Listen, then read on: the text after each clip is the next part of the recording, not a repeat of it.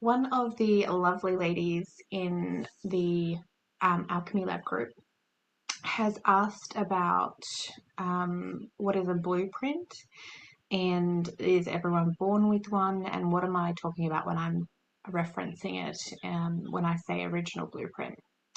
So there's a couple of different things to them. I've left this background on because this is a blueprint that the gorgeous Victoria Webby drew for our solstice event that was last night that we did.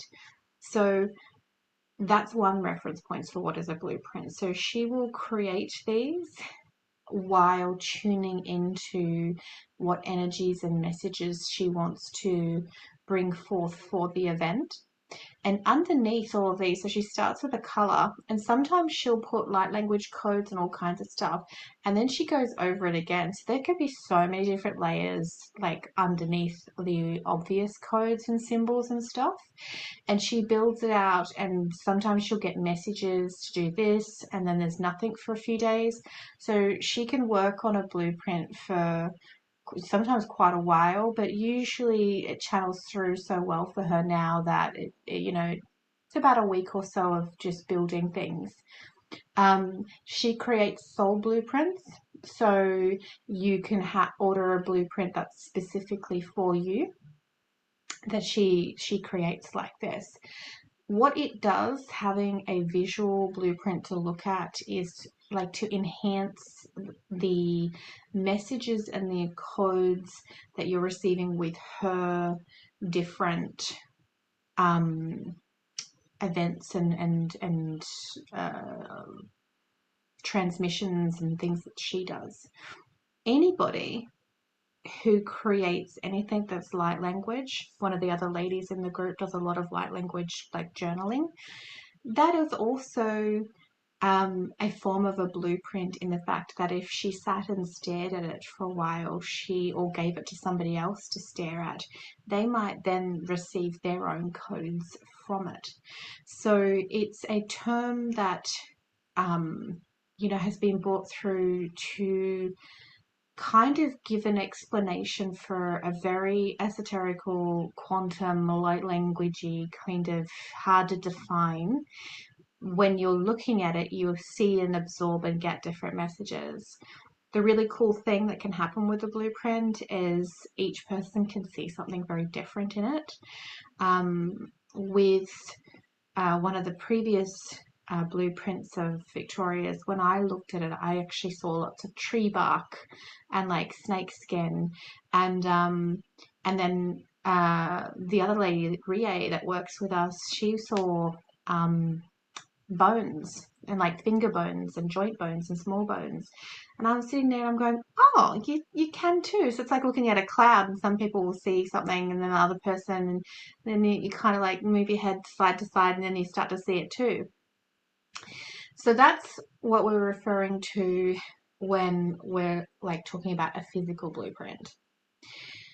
And you can actually create your own with an intention. I think it's a really cool alchemy tool as well, where you can sit there with an intention and say, hey, I'm wanting to shift the people pleaser, or I am wanting to let go of my stories where I'm always unlucky, or you wanting to create something that's going to be an amplification of something that you're wanting to manifest and call into your life. So maybe you're wanting a promotion, you're wanting to get pregnant, you're wanting to call in a partner, you're wanting to go on a holiday to Spain and drink wine and eat good food.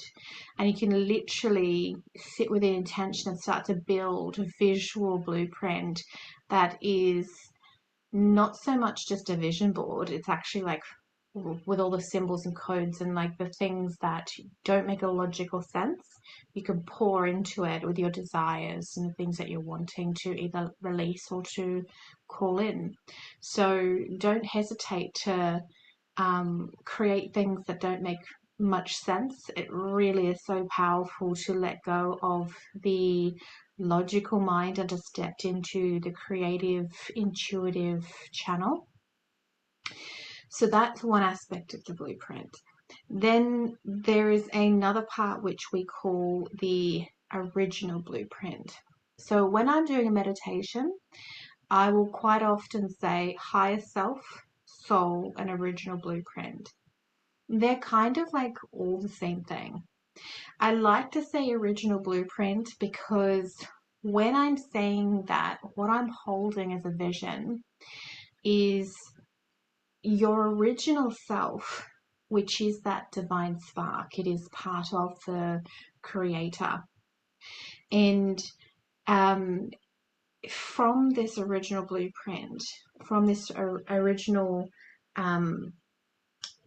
conception, where you break off from the source to start going on your own individual journey through the cosmos.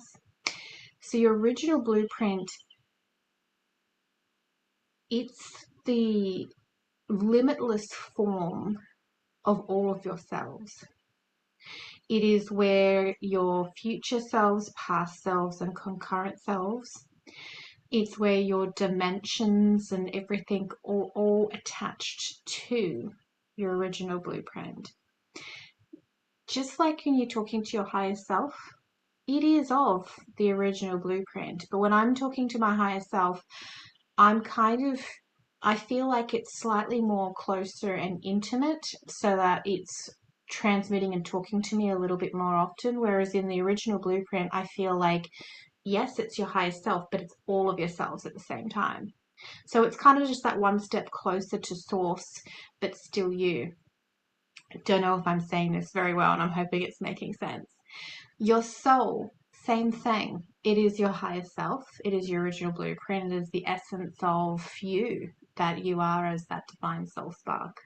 So these are all the same thing with just slightly different flavorings. I think that there is something very expansive about the word original blueprint instead of just higher self or soul, because my higher self is, helping me align to my path and what I'm doing and giving me great messages.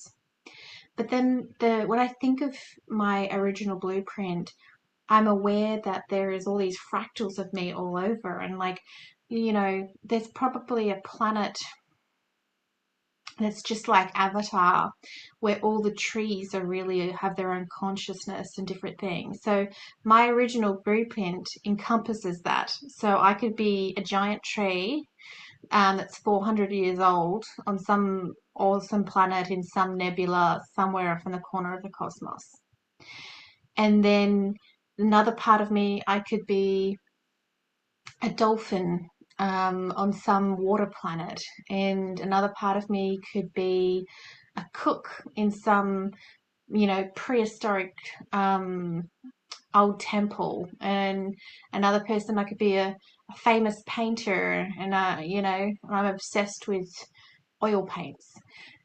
That is all that expansive feeling that I feel with the original blueprint. It's the core part of us that branches off and could be having all of these limitless, multi-dimensional experiences.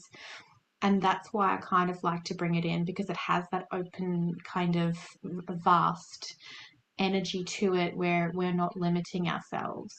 And I do think that your soul and your higher self as a term is so personal, and it's so kind of connected into my 3D version of me, that I like to now work with the word original blueprint to open me up to acknowledge all the versions of myself, where I am the dolphin and I am the tree and I'm the cook and the artist. And I do think that we're shifting into a time where in the not too distant future, we're going to be able to be accessing more of ourselves, calling in our different aspects easier, understanding things that we've probably not been able to put into words, And it's like my mind needs like something that's a little bit more open and expansive to kind of call it in and to really open myself up to it. And you know what? I will probably get really comfortable by using the words original blueprint. And then as we evolve in like 10 years' time and like all these things are going on, there'll probably be yet another word that comes forward which helps me to, expand and open up even further. So those are the different ways that we use the word blueprint. And if you actually go one step further back for what is the traditional explanation of what a blueprint is, that's when, your architects can have a blueprint for this, and people have a blueprint for making something. And it kind of means a map. It's a drawing that puts all the pieces together so that you've got a blueprint on how to create something. So I even like how you can take this word that we've turned into something that really speaks to the soul and very multidimensional. When you take it back to its core, is like it's the map for you to create something and build something, which in essence is our beautiful soul. So thank you to the gorgeous Carrie for asking this question, because I'm using terminology at different times, and sometimes I forget to define what it is, and I have to pause and think and like, how can I best express this? And it actually makes me go down this wonderful little rabbit hole of how to define the things that I'm saying. So thank you, thank you, thank you. And I'll put this into the Alchemy Lab for you later. Bye for now.